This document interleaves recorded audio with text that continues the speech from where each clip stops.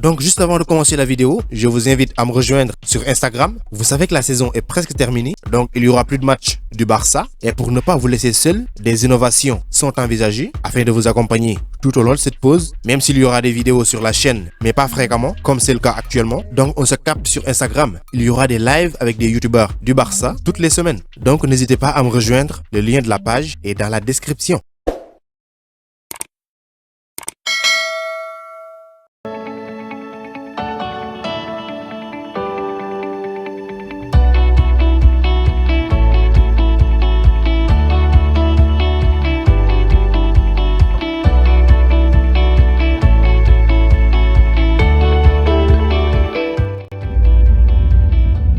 Alors, chers amis, ravi de vous retrouver pour une nouvelle vidéo, toujours dans l'actualité du Barça. À partir du moment où un coach ne peut pas prendre l'opportunité qui lui est présentée, alors là, les gars, on doit se poser les bonnes questions. 3 occasions manquées. La première, c'était face à Grenade. La deuxième, face à l'Atlético de Madrid. On peut comprendre. La troisième, face à Levante. Alors qu'on avait toutes les cartes en main. Un Barça qui mène par 2-0 se fait reprendre en 5 minutes en deuxième période. 2 buts partout. On marque un 3e but par le biais de Ousmane Dembélé et on se fait reprendre à nouveau par l'équipe de Levante qui ne joue absolument rien. Ni l'Europe, ils sont déjà maintenus en Liga. Ils vont jouer leur 5e saison successive en Liga. 3 buts partout à la fin avec des changements que je ne comprends pas. Depuis le début de la saison, Roberto entre en jeu à la deuxième mi-temps à la place de Ronald Araujo. Mais est-ce que c'était le joueur qui devrait entrer? Il fait 38 minutes sur le terrain et qui entre, c'est Riqui Puig, l'indésirable. À l'instant que tu sais que Sergio Roberto n'a pas un gros rendement dans un match de football, alors que tu as un Riqui Puig avec ses passes capable de casser les lignes, tu le mets sur le banc. Au bout de 38 minutes, tu vois que l'équipe a du mal à progresser. Tu fais sortir Roberto. On a tous vu l'entrée de Riqui Puig. Il a apporté énormément de bien à l'équipe et pourtant, c'est pas le choix numéro 1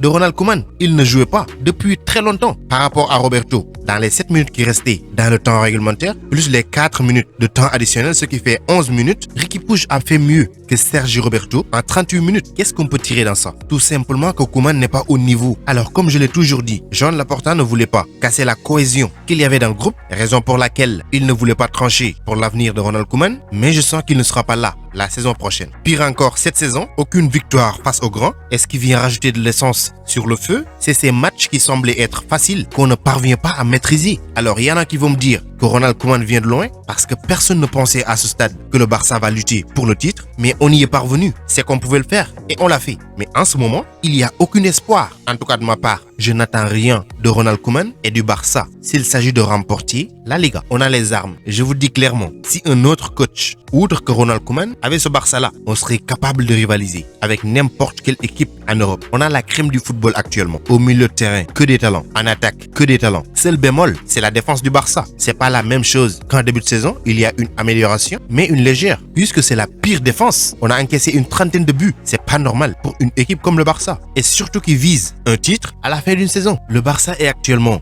2e, c'est provisoire, puisque si le Real gagne, ils vont reprendre la 2e place. Et ce qui me fait mal, c'est qu'on montre carrément qu'on veut absolument rien. Absolument rien. Et c'est désolant. C'est comme si que l'équipe se foutait de nous. Et je pense aussi que des joueurs comme Gérard Piqué, Sergi Busquets et leurs consorts là, leurs consorts de 2009-2010 là. Depuis des saisons maintenant, le Barça boitit avec ses vétérans. Aucun changement depuis 2016. C'était la première fois que cette déception a commencé face à l'Atlético de Madrid en Ligue des Champions. En 2017, on a eu la Juventus, toujours les mêmes têtes. En 2018, on a l'AS Rome avec ces mêmes têtes encore une fois. En 2019, pire, on a Liverpool avec ces mêmes têtes. En 2020, le désastre, la honte face au Bayern le 8-2 avec ces mêmes têtes. En 2021, on nous annonce des changements et c'est toujours les mêmes têtes. Qu'est-ce qu'on veut? On veut une équipe qui gagne ou une équipe qui fait de la comédie? Soyons cohérents. Il faut qu'on change les mentalités et les hommes qu'il faut, on les mette à leur place. Et je vous le dis clairement, c'est pas avec ces types-là que le Barça va redevenir ce qu'il était avant. Ça sera impossible et pas faisable. Des joueurs d'une 30aine. Alors, et ces joueurs, les petits, on les sacrifie pour le bonheur des entre guillemets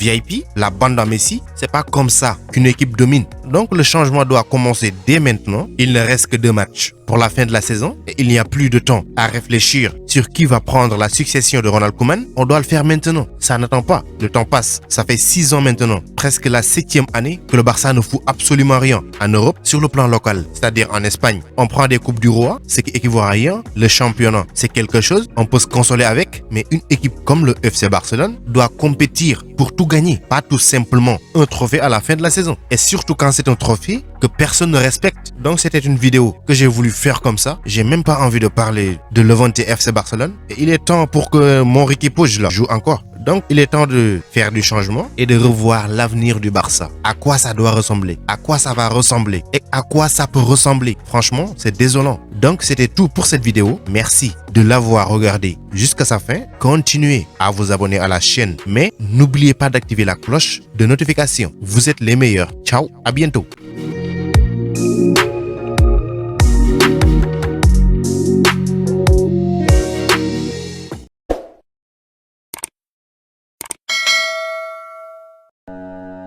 Pour échanger avec moi directement, c'est possible sur Instagram. Le lien se trouve dans la description, donc rejoignez-moi là-bas, ainsi que sur Twitter et même sur Facebook.